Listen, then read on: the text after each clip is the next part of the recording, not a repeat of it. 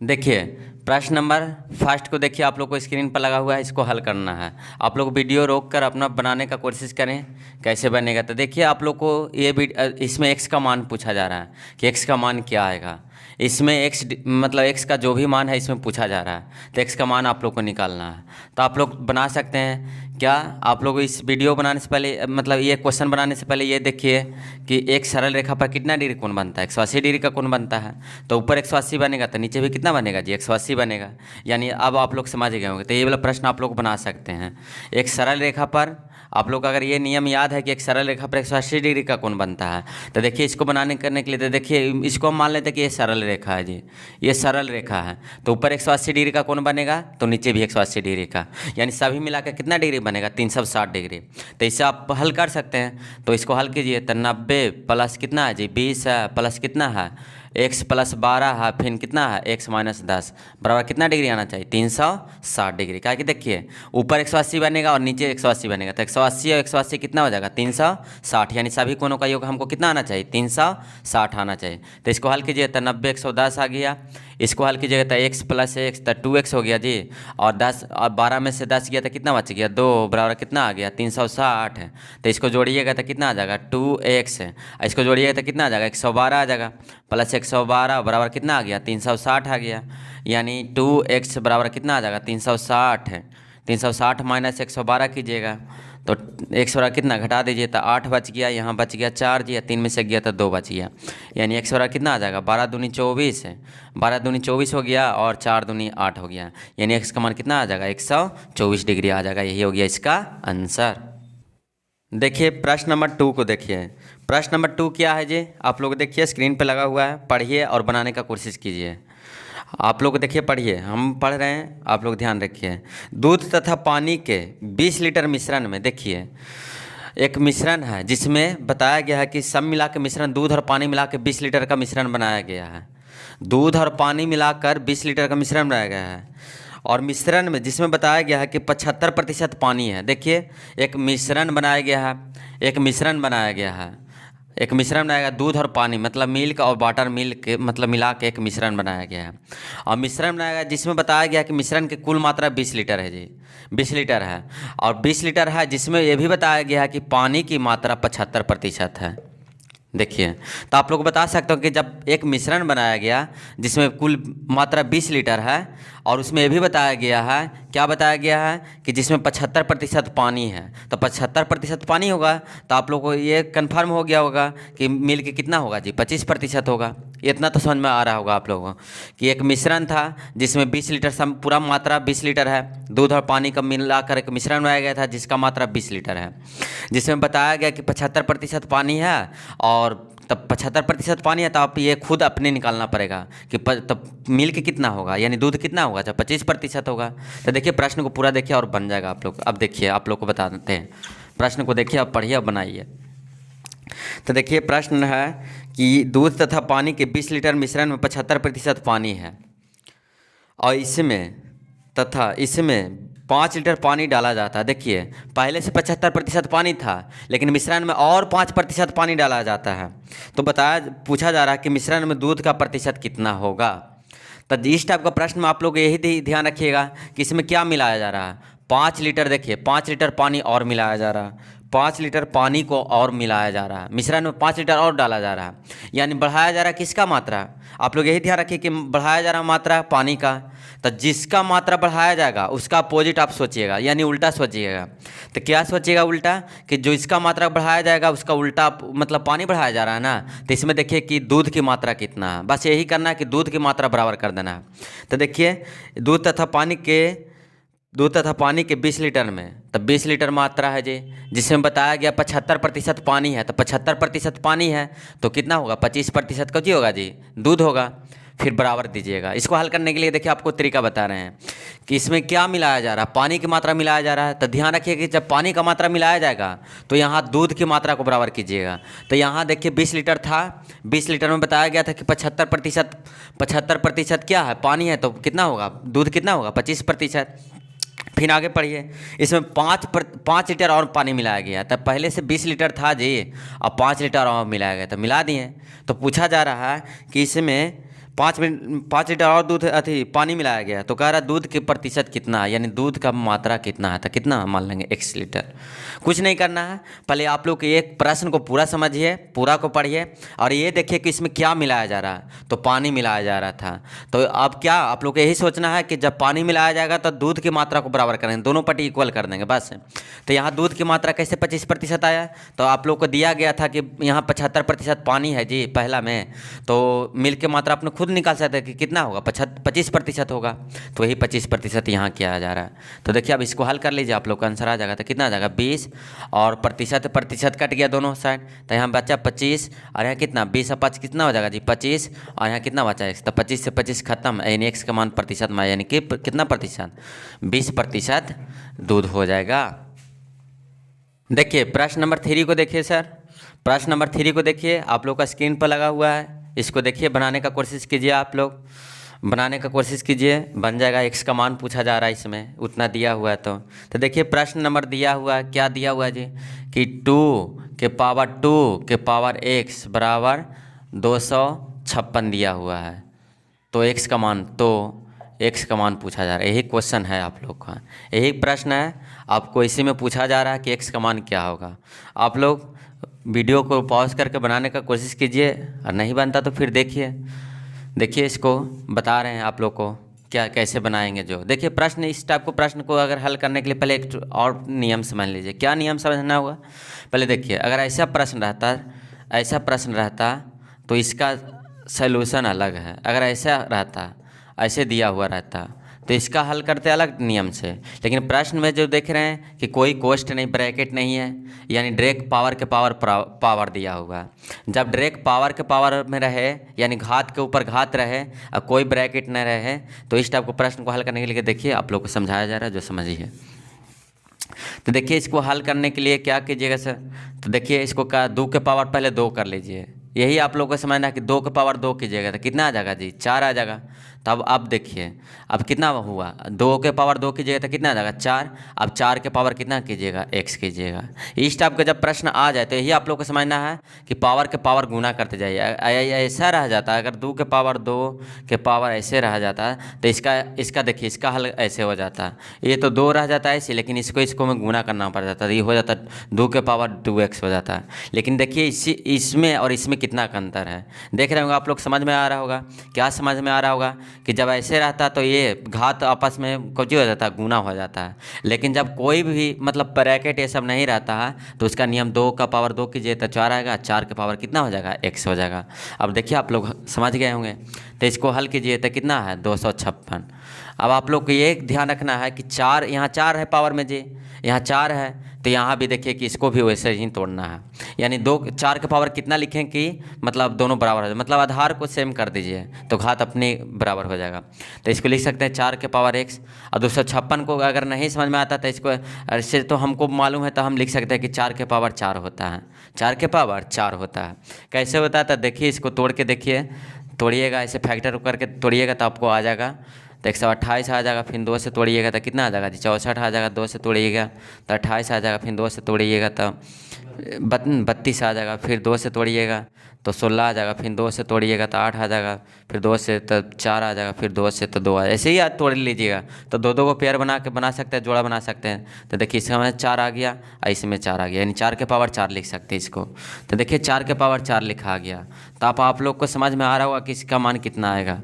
तो देखिए यहाँ देखिए जब आधार सेम हो जाता है तो घात अब ऑटोमेटिक होता है कि आपस में क्या हो जाता है बराबर, यानी आधार 4 मिल गया, यानी आधार नीचे वाला बराबर है, यानी तो घात क्या हो जाएगा आपस में बराबर, यानी x का मान कितना आ जाएगा जी 4 आ जाएगा।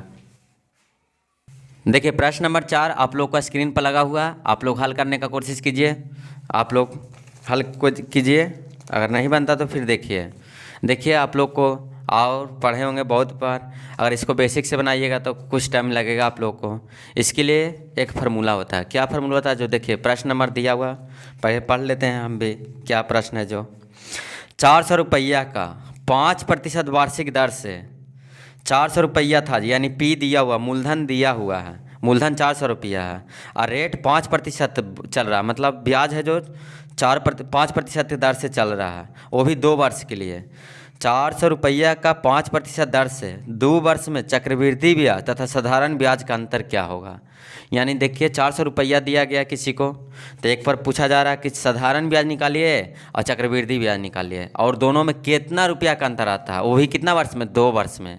तो देखिए इस टाइप को प्रश्न को हल करने के लिए कुछ नहीं करना आप लोग को। तो अंतर बराबर होता है, यानी डी बराबर होता है P इंटू R/100 के पावर टाइम होता है, T होता है। इस टाइप का प्रश्न है। अगर 2 साल का पूछा जाए अंतर, अगर 2 साल का साधारण ब्याज और चक्रवृद्धि ब्याज का अंतर पूछा जाता है, तो इसको हल करने के लिए ये वाला फार्मूला आप लोग को याद करना होगा। तो क्या डी मतलब हुआ डिफरेंट यानी अंतर, और पी हुआ मूलधन जी, आर हुआ रेट, कितना का रेट चल रहा है, और बटा 100, और टी हुआ मतलब कितना समय के लिए आप लोग दिए हैं। तो यहाँ सिर्फ बस कुछ नहीं करना, 2 वर्ष के लिए चल रहा है तो ठीक है, कुछ बात नहीं, यानी 2 रख सकते हैं। ये 2 वर्ष के लिए फार्मूला निकालिएगा। इससे क्या होगा कि 2 वर्ष में आपको पता लग जाएगा कि साधारण ब्याज चक्रवृद्धि ब्याज में अंतर कितना होगा। इस फार्मूला से आप निकाल सकते हैं। जैसे देखिए यहाँ दिया हुआ है जी, पी दिया हुआ 400, ठीक, पी मतलब मूलधन दिया हुआ 400, और ये रेट दिया हुआ है 5% जी, और टी भी दिया हुआ है 2 वर्ष के लिए, 2 वर्ष के लिए दिया गया है। तो इसमें पूछा जा रहा है CI और SI का डिफरेंट, यानी यही आपको यहाँ पूछा जा रहा है। यानी ₹400 को किसी को हम दिए तो साधारण ब्याज कितना निकलेगा और चक्रवृद्धि ब्याज कितना निकलेगा, और दोनों में कितना का अंतर है, वही आपका पूछा जा रहा है। तो इसको निकालने के लिए फार्मूला आप लोग याद कर लीजिए, D बराबर P इंटू R/100 के पावर T। तो देखिए ये 2 वर्ष के लिए फार्मूला लगेगा, ये नहीं कि आप लोग आगे के लिए भी फार्मूला लगा दीजिएगा। आगे के लिए आप लोग को बताया जाएगा, जब आएगा क्वेश्चन तो वो सब भी बताया जाएगा। तो देखिए इसको हल करने के आप लोग हल कर दीजिए, जहाँ जहाँ जो मान रखा हो उसको रख दीजिए। तो देखिए डी का मान, डी तो पूछा जा रहा है जी, तो डी रख रहे हैं।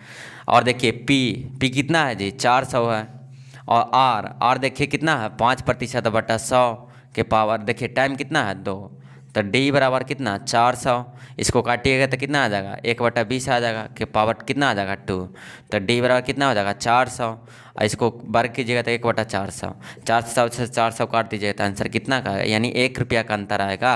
अगर 5% पर देंगे कोई भी राशि 2 वर्ष के लिए, तो चक्रवृद्धि या साधारण ब्याज में कितना रुपया का अंतर आएगा, ₹1 का।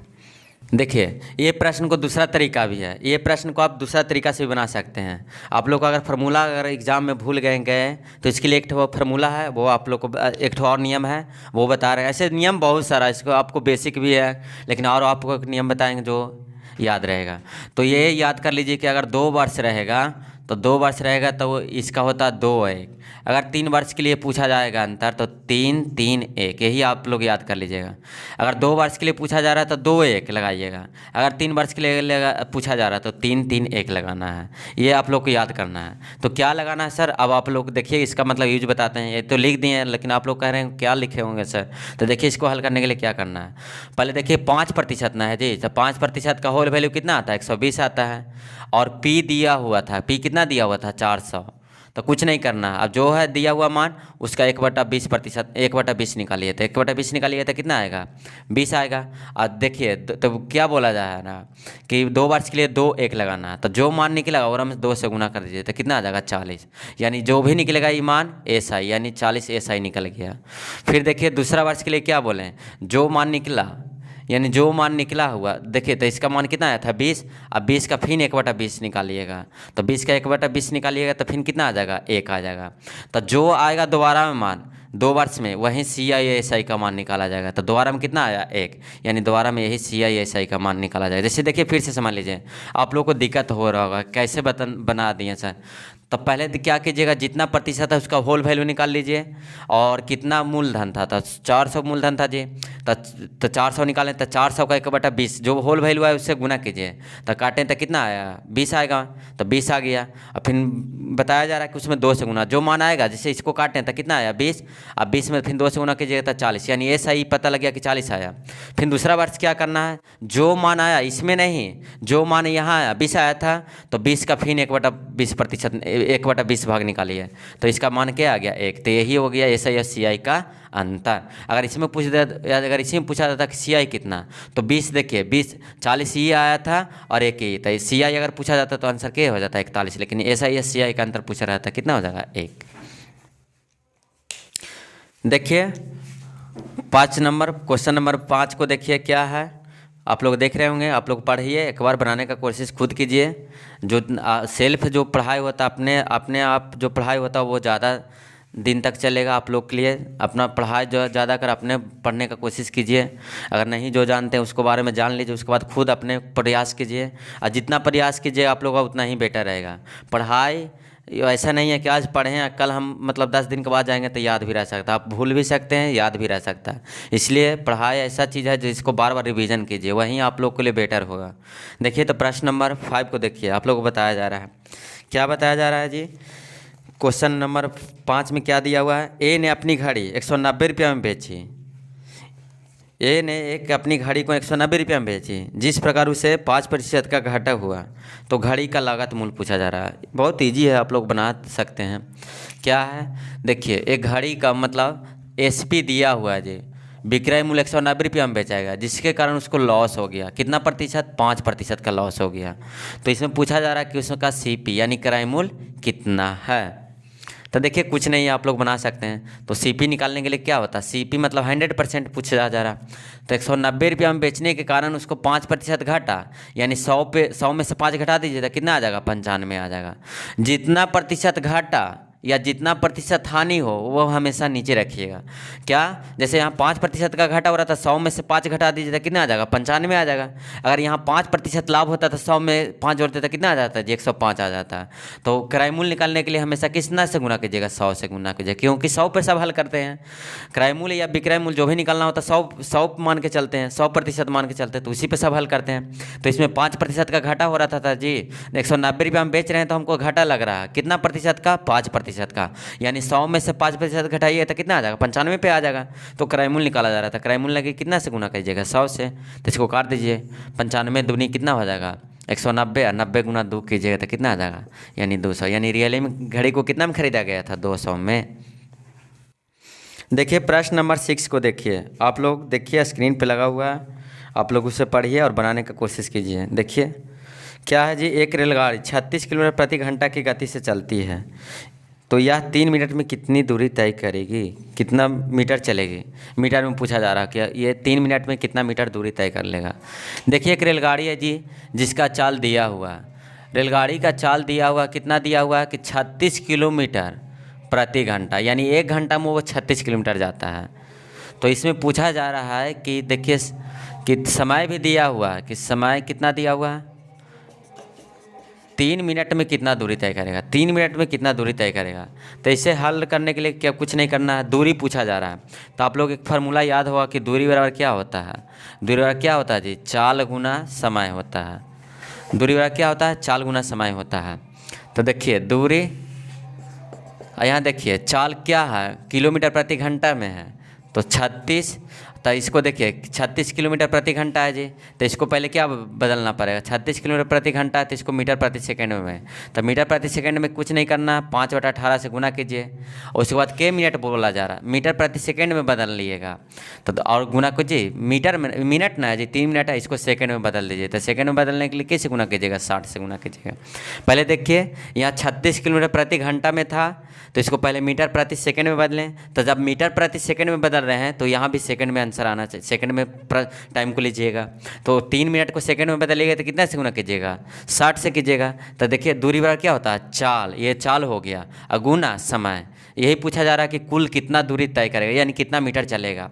तो चाल तो इससे निकल गया क्या कि 36 किलोमीटर प्रति घंटा था, तो यहाँ पहले मीटर प्रति सेकंड में बदलें, फिर मीटर प्रति सेकंड में बदलें इसको, और ये देखिए मिनट में था तो इसको सेकंड में बदलें। तो इसको हल कीजिए तो देखिए हो जाएगा 18 दूनी 36, तब 5 दूनी कितना आ जाएगा 10, इसको गुना कीजिए तो 6 कितना आ जाएगा जी 18, यानी गुना कीजिएगा तो 18 और गुना कितना आ जाएगा, 6 18 180 है। यहाँ देखिए 5 दूनी 10, यानी कितना मीटर, 1800 मीटर चल जाएगा 3 मिनट में। देखिए प्रश्न नंबर 7 को देखिए जी। प्रश्न नंबर 7 क्या है जी, देखिए आप लोग प्रश्न को पढ़िए और बनाने का कोशिश कीजिए। ए और बी किसी काम को 16 दिन में कर सकते हैं, जबकि ए अकेला उस काम को 24 दिन में कर सकते हैं, तो बी अकेला कितने दिन में करेगा। देखिए 2 मित्र है, दोनों मिलकर जब काम शुरू करता है जी, ए और बी, तो ए जब दोनों मिल जाता है तो इसको लगता है 24 दिन करने, कितना लगता है, 16 दिन लगता है। 16 दिन में करते हैं। जब दोनों मिलके काम करते हैं तो 16 दिन लगता है, लेकिन जब अकेले काम करता है तो इसको लग जाता है, जब ए अकेले काम करता है तो 24 दिन लग जाता है। ए अकेले काम करता है 24 दिन। तो इसमें पूछा जा रहा है कि बी अकेले कितने दिन में करेगा। तो कुछ नहीं कीजिएगा, इस टाइप का प्रश्न बी के बारे में पूछा जा रहा है कि कितना लगेगा, कितना दिन लगेगा, यही भाट पूछा जा रहा है। तो कुछ नहीं कीजिएगा, इस टाइप को प्रश्न को हल करने के लिए बस इतना ध्यान रखिए कि समय को उल्टा क्षमता होता है, क्षमता को उल्टा समय होता है। बस इतने ध्यान रखिए कि समय को उल्टा क्षमता, क्षमता को उल्टा समय होता है। तो ए और बी मिलता है तो 16 दिन लगता है जी, और ए अकेले करता है तो 24 दिन लगता है जी। पहले यहाँ समय का मान लिख लीजिए। समय पता लग गया कि ए और बी मिलता है तो 16 दिन में कर लेता है, और जब ए अकेले काम करता है तो 24 दिन लगता है। तो आप लोग ये पहले पता कीजिए कि इसका कुल काम कितना होगा, कुल काम होगा कितना। तो कुछ नहीं कीजिएगा, जब भी इस टाइप का प्रश्न पूछा जाएगा तो ये दोनों का जो भी मान दिया हुआ रहेगा एलसीएम ले लीजिएगा। तो 16 और 24 का एलसीएम लीजिएगा तो कितना आ जाएगा, 48 आ जाएगा जी। 48 आ गया। तो ये तो समय का मानना, तो समय पता लग रहा था कि ए और बी 16 दिन में करता है, जब ए अकेले 24 दिन में करता है तो इसमें पूछा जा रहा है कि बी अकेले कितना दिन में करेगा। तो इससे अब क्या कीजिएगा, जो भी मात्रा निकला मतलब समय का कुल काम यही निकल गया 48, यानी इतना काम करना था दोनों को। तो ये भी मिलता है, तो देखिए इसे भगा दीजिए। तो 16 से भगा दीजिए 48 में तो कितना मरतबे लगेगा, 3 मरतबे। और 24 से भगा दीजिएगा 48 में तो कितना मरतबे, 2 मरतबे। अब इससे ये भी पता कर सकते हैं कि जब दोनों मिलता है तो 3 काम करता है। और ये भी पता लग गया कि ए अकेले कितना काम कर लेता है, 2 काम। अगर दोनों मिलता है तो 3 काम कर लेता है, और ए अकेले करता है 2 काम। यानी देखिए बी के बारे में ये कह सकते हैं ना कि जब दोनों मिलता है तो 3 काम करता है, और इसमें पता है कि ए अकेले 2 को कर लेता था। 3 गो में से तो ये 2 को अकेले वही कर रहा है, यानी अकेले 2 को है जो ए कर रहा है, यानी 3 में से 2 गया था 1, यानी बी अकेले प्रति घंटा कितना काम कर रहा होगा, यानी प्रतिदिन कितना काम कर रहा होगा, 1 काम। बी के बारे में पता लगा है, तो बी एक काम डेली करेगा, और कुल काम कितना करना है जी। तो बी को लगा समय, बी को लगा समय। तो देखिए कुल काम था 48 ही, और एक काम डेली कर रहा है, एक काम डेली कर रहा है बी। तो इसको कितना दिन लगेगा, एक काम के डेली से कीजिएगा कोई भी काम, 48 को काम करना है तो कितना लगेगा, 48 दिन। देखिए अगर नहीं समझ में आया तो फिर से समझा रहे हैं। क्या देखिए क्या करना है, जो भी मान रहेगा, ए बी का मान दिया 16 दिन में कर रहा है, ए 24 दिन में कर रहा है, ये दोनों का एलसीएम लीजिएगा, जो आएगा एलसीएम वही कुल काम हो जाएगा। तो इसको भागा दिए तो 3 काम निकला, यहाँ से निकला कि 2 काम, यानी प्रतिदिन दोनों मिलता है तो 3 काम करता है। और ये बता रहा है कि हम 2 को कर लेते हैं तो बी कितना करता होगा, 3 को दोनों मिलता है तो 3 को कर रहा है, और ये कह रहा है कि हम 2 को कर रहे हैं तो बी प्रतिदिन 1 को कर रहा होगा, तो ना दोनों मिलकर 3 कर रहा होगा। तो जरा में 2 को तो इसी ए कर लेता था, बी अकेले 1 काम करता होगा डेली, तो 48 काम करेगा था, तो इसको कितना दिन लग जाएगा, 48 दिन लग जाएगा। देखिए क्वेश्चन नंबर 8 आप लोग को लगा हुआ है, आप लोग देख पढ़िए और बनाने का कोशिश कीजिए। देखिए हम बता रहे हैं आप लोग को, देखिए बराबर क्षमता के 15 पंप किसी टैंक को 7 दिन में भर सकते हैं। जब बराबर क्षमता के 15 पंप को लगाते हैं तो कोई टैंक है जी उसको 7 दिन में भर देता है। जब 15 पंप लगता है तो 7 दिन में भर जाता है। तो और आगे पढ़िए क्या क्वेश्चन है, टैंक को 5 दिन में भरना। देखिए टैंक को अब 7 दिन जो लग रहा था ना, अब हमको 5 दिन में भरना है।